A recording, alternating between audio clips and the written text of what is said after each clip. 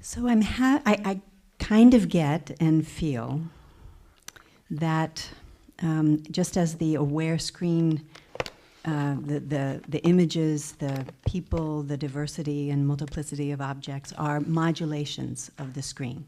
Right? What I don't get is how does infinite consciousness depend on perception to have the world come into existence? Well, think of your experience.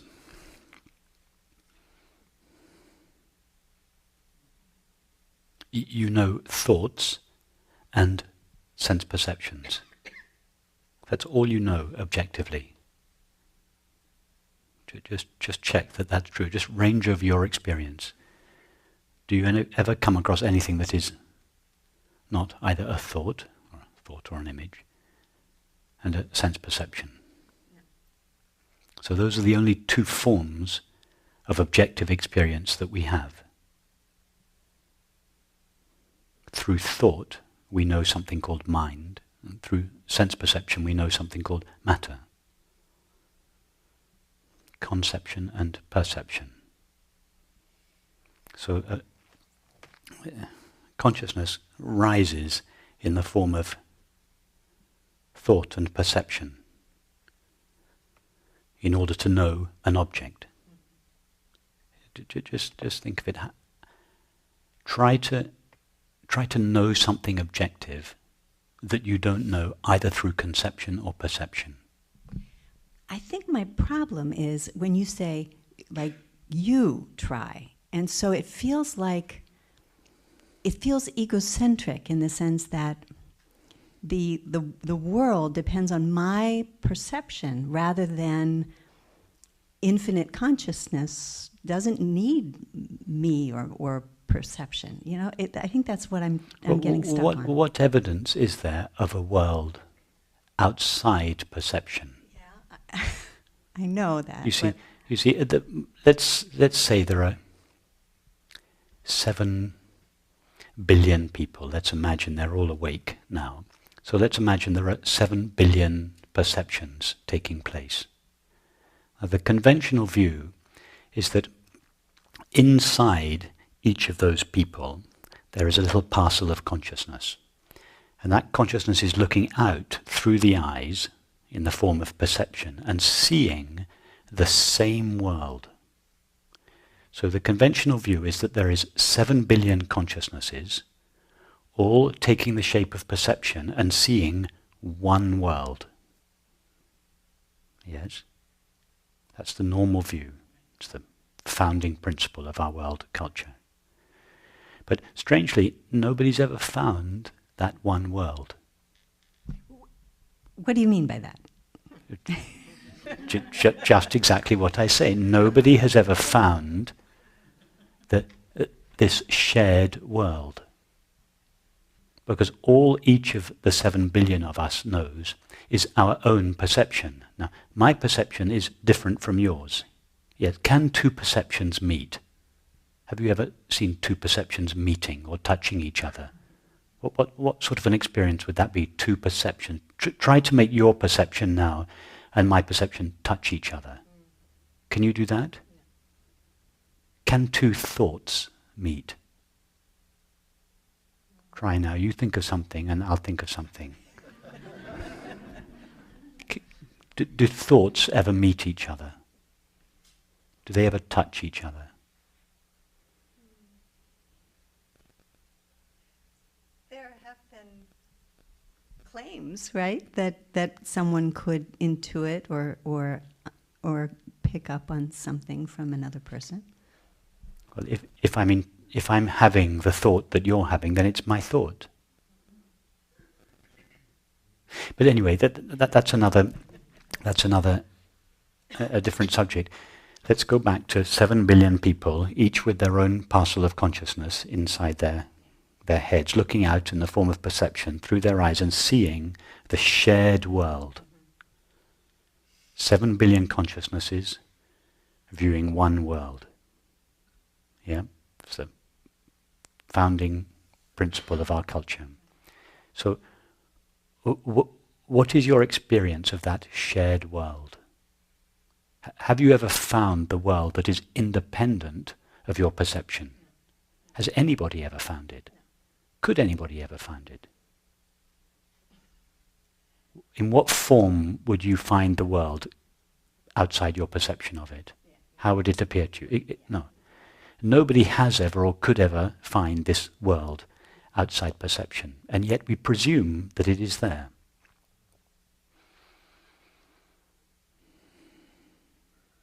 So we presume that there are 7 billion consciousnesses, and each consciousness we think is limited to the body, and each of those consciousnesses looking at the same world.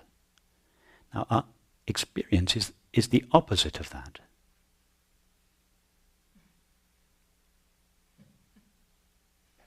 Nobody has ever experienced a limited consciousness.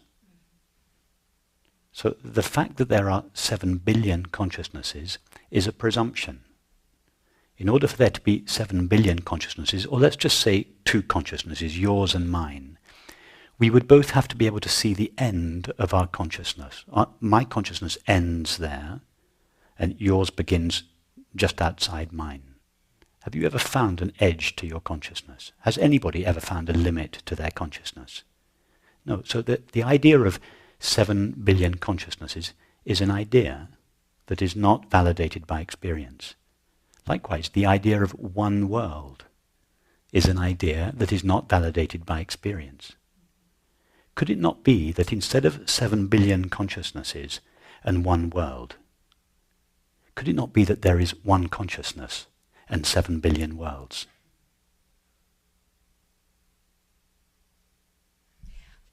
But couldn't it also be... Could it not be that the world that each of us is seeing now, or let's say the room that each of us is seeing, conventional thought says there are 75 consciousnesses seeing one room. Could it not be that one consciousness is seeing 75 rooms? That 75 rooms are arising out of the same consciousness. Why is there a consistency between the 75 rooms? Because they all come from the same consciousness. It is the consistency of consciousness that gives the world, the 75 worlds, their apparent consistency. What we share is not the world, it is consciousness. Your world is private.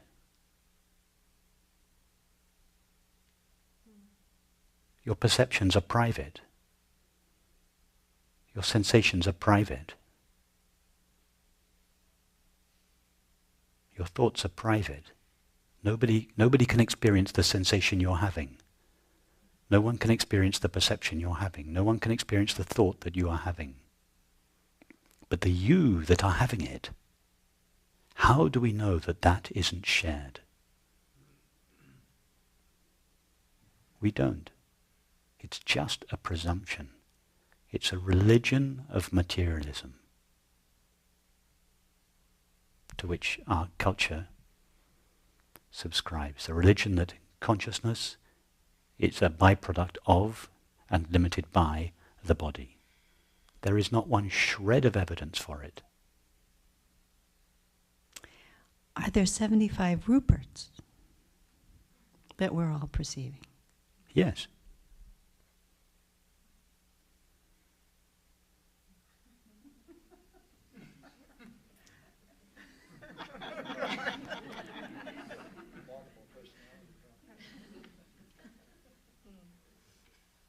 So see, that's what blows my mind. It's like That's good. your existence depends on my perception, or your existence. See, that's what drives me nuts. Okay. So, you see, you think that I, Rupert, this body, has existence. objects don't have existence. That's what our culture believes. Our culture believes that every object has its own existence. Objects don't have existence. Existence is not a byproduct or a quality of the object. Existence has objects. Objects don't have existence. So we think, in conventional thought, thinks that there are trillions of objects that have existence. In other words, we think that existence is something that can be divided up, parceled out to different objects, and each object has their own little bit of existence. This has a very little bit of existence, and this room has a bit more of existence, and America has even more, and the world has even more. But existence or being is not something that can be parceled up. Existence cannot be divided. It's like space, relatively speaking. It's not something that can be divided up. It is because we put the object first rather than consciousness first. We think there is the object first, and consciousness appears later as a byproduct of that object, and then views that object. In other words, there is the world first, and then the body, and then the brain, and then the mind, and finally, at the last minute, something called consciousness appears. And that consciousness comes and goes, and that the world always exists, independent of consciousness.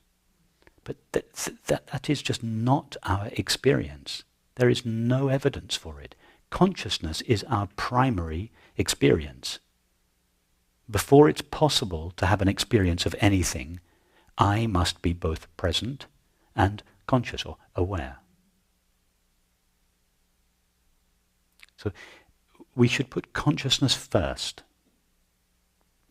Everything else is downstream of consciousness. Everything else comes after consciousness. Because that is our experience. I'm not talking about beliefs or ideas or theories. I'm just talking simple experience. In order to experience anything, you must first have two qualities. You must be present and you must be aware. That's what you essentially are, present and aware. That is being and knowing. In other words, awareness. That awareness can't be divided up. Everything arises in that awareness. But awareness itself can't be parceled up. And awareness is present. Yes, it has existence. Awareness is. I am aware. I am. That is, I am present. I have being. I have existence. And the I that I am is aware. So these two qualities, being or existence, I'm equating being and existence at the moment. At another time I'll make a difference between them. But for the moment, let's call them the same thing. I am. In order to experience anything, I must first be present. I am. There is being. And the I that I am is aware. Those two qualities, to be and to know, must be present before you can know a thought or a world or a feeling or a sensation or an anything. So put awareness first. Why? Because it's your primary experience. And see that nothing that appears in awareness divides awareness. Isn't that your experience? Have you, awareness, ever been divided by a thought, sensation, or a perception? Or is your awareness always whole? Could it ever be broken? Could you try? Could you have an experience that would break or fragment awareness? Imagine an experience. Could anything fragment the awareness that knows it? It's indestructible. Not because it's so strong, but because it's so empty. There's nothing there, objective, to be broken. So, everything that arises in awareness, and our entire experience arises in awareness. Is that clear to you? Have you ever had an experience that arose or existed outside awareness? Or has anybody, or could anybody? So there is no evidence, zero evidence that there is anything outside awareness. Why do we believe as a culture that awareness or consciousness is the last thing to appear in the chain of evolution? That first there was the physical universe, and then at a late stage the brain developed, and in the brain the mind, and finally awareness. It's simply not our experience. Our experience is that there is awareness. Before Abraham was, I am. Awareness is here first, before time. Everything, all anybody's experience appears in awareness. And when something appears in awareness, it comes into existence. Yes? Take a thought now, any thought. That thought arises from inside awareness. Let's imagine that awareness is now like a space. The thought arises inside awareness. Yes? Now, what is there in awareness prior to the arising of the thought other than just awareness? Nothing. So what is the thought made of? There's nothing else there for it to be made of. Okay, so when the thought arises, it's made of awareness, but because it has objective qualities, it seems to be something other than awareness. It seems to be like an object in the space of awareness, like a cloud in the sky. Now, that object seems to exist in its own right. Yes, the thought seems to have existence. Or let's now, instead of thinking of imagining a thought arising in awareness, let's say a perception arises in awareness. It arises in exactly the same place as your thought arises, and it is made out of the same stuff. Yes? All you know of this glass is perception, and perception arises within awareness.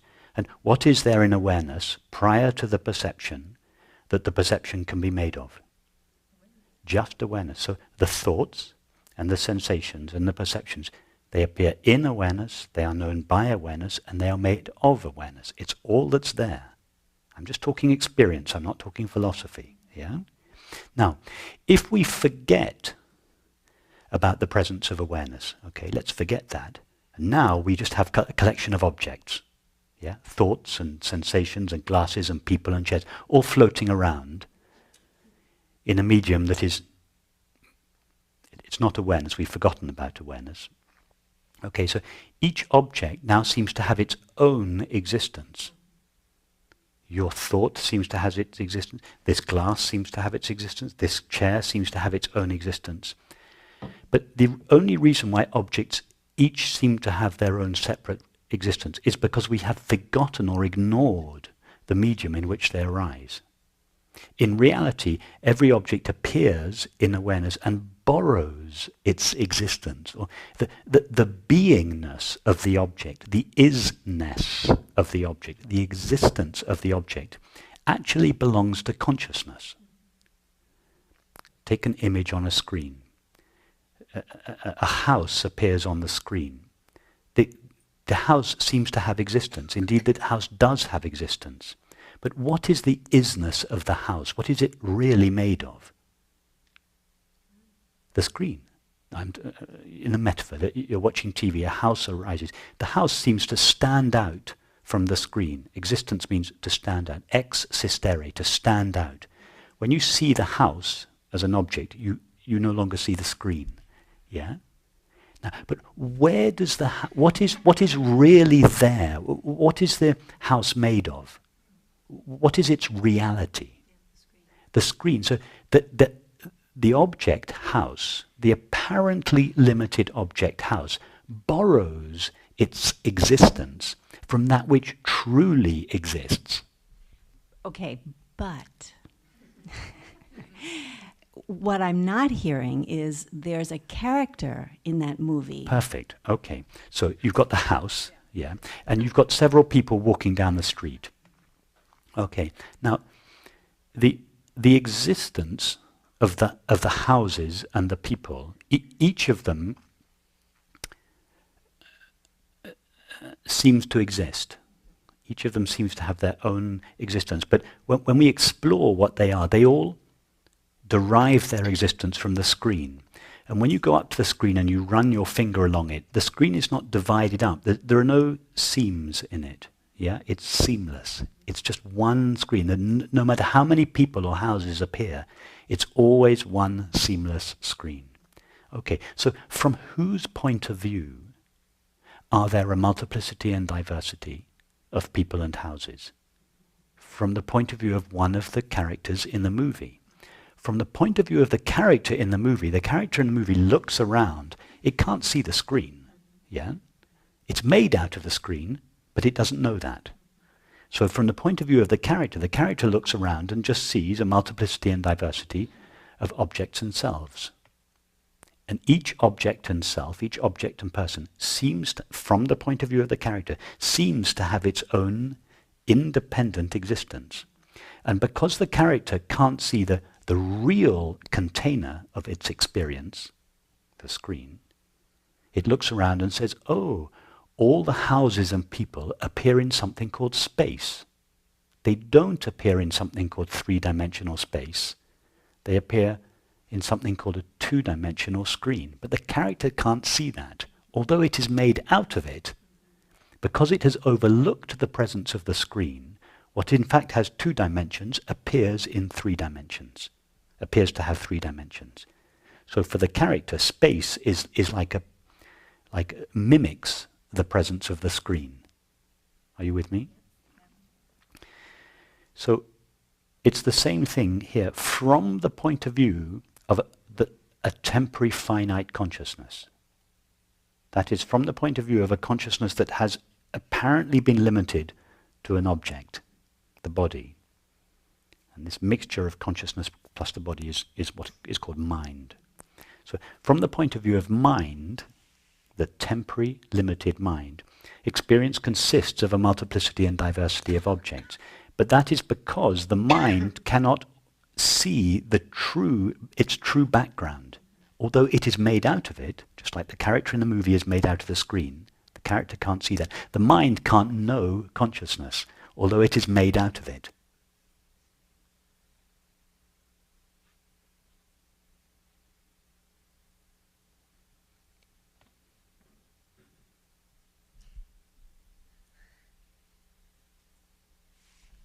See, that all makes sense to me. It's the thing that you said, I think this morning or yesterday, that through perception, so one of those characters, let's say he was awakened or knew about awareness, and, yes. And through perception, the world comes into existence. Well, no, you see, it's not, no, that's a manner of speaking.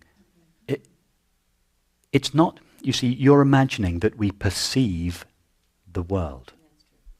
We don't perceive the world. We perceive perception.